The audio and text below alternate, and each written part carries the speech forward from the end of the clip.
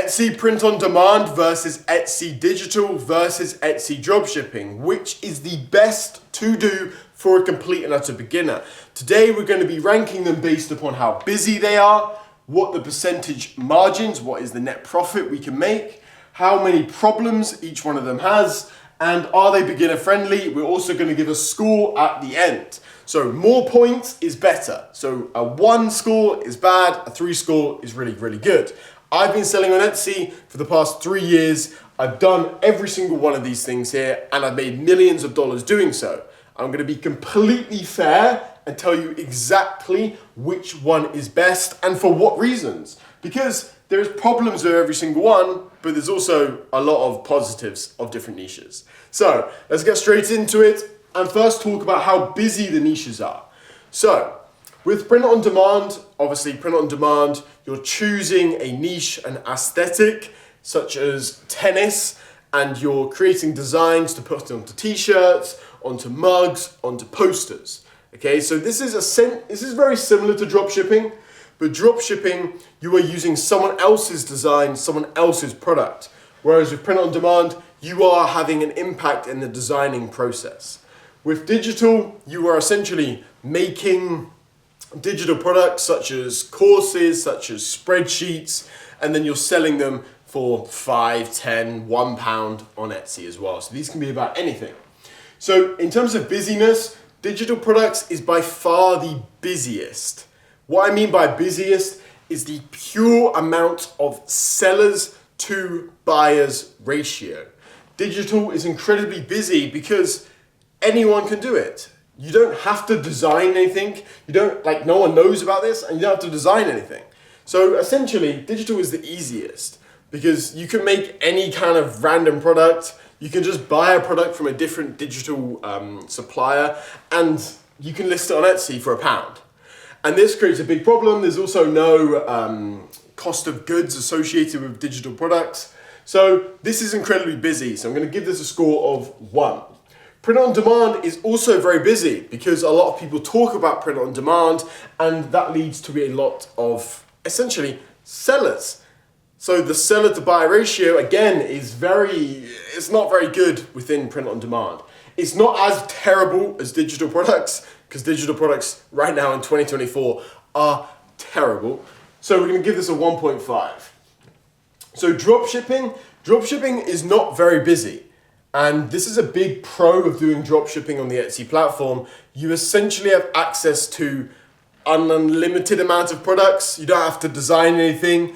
You don't have so many problems as with the other ones. But anyways, dropshipping, let's just talk about busyness. It's not very busy in the majority of niches. So I'm going to give that a 3.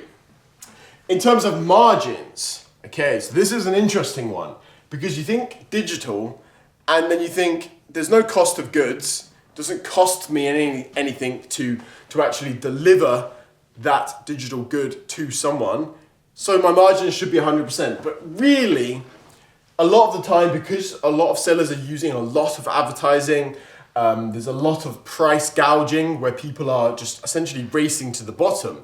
Because if you see a spreadsheet being sold for £5 and then someone else is selling what looks like the same spreadsheet for £2, which one are you going to choose? So the margins, or like the actual percentage margins here are pretty good, but the actual profit that you make is kind of meh. So because of this, I'm going to give this a solid 1.5 right down the middle.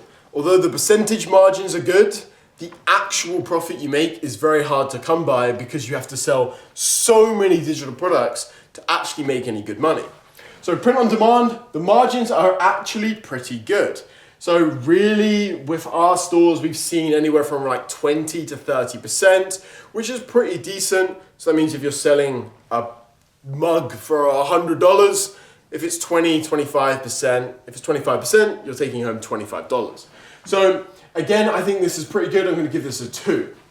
So in terms of dropshipping, the margins vary quite a lot. Some dropshipping stores that we run work on 15% net profit. Some of them work on 50, 60, 70% net profit.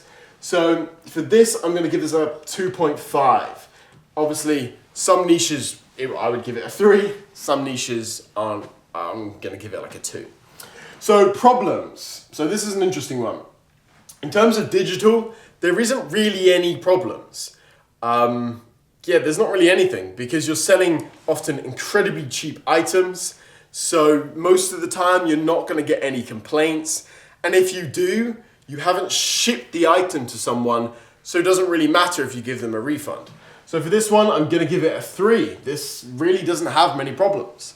In terms of print on demand, there's gonna be a couple more problems with this, purely because you are shipping a physical item to people. So there is gonna be more complaints there. There's delivery times and stuff like this. But for the most part, there's not gonna be a crazy amount of actual problems with print on demand. So I'm gonna put POD at like, let's do a 2.5. Let's be fair. So dropshipping, there is more problems with dropshipping. So in terms of actually product quality, this can be an issue from time to time. In terms of deactivations and actual problems, this is gonna give you more problems than these other niches right here. So I'm gonna give that a solid 1.5. I wanna be fair. I think dropshipping is the best one, but I wanna be fair here. There is a fair few problems with dropshipping. So beginner friendliness. So what I mean by this is, can a beginner actually come along and start selling in the niche and start actually doing print on demand, digital or dropshipping? So in terms of print on demand, I think it's reasonably easy to actually come along and start doing it, but I think it's very difficult to find a niche that will actually work longer term. Like now with Etsy being alive for such a long period of time, and it really have kind of matured at this point, it's very difficult to find an unsaturated niche because so many people do print on demand and talk about print on demand. Like everyone's talking about it on YouTube. So for this, really, it's gonna have to be like a 1. It's very difficult to actually get into print on demand and find a niche that is profitable and is great. Yeah, I'm gonna give it a 1. So for digital products, what is the kind of beginner friendliness of it? So this is even worse than print on demand, in my opinion, purely because there is such a low barrier to entry for this, and everyone and their nan is trying to sell digital products on Etsy with very little success for the most part. I've seen literally thousands of digital product stores with under like 10 orders. So for this, it's gonna have to be like a 0.5. So how beginner friendly is dropshipping? How easy is it to actually make money with dropshipping? And compared to these other two, and compared to pretty much everything else that I've seen online, dropshipping on Etsy is very easy because no one talks about it and no one's really competing with you.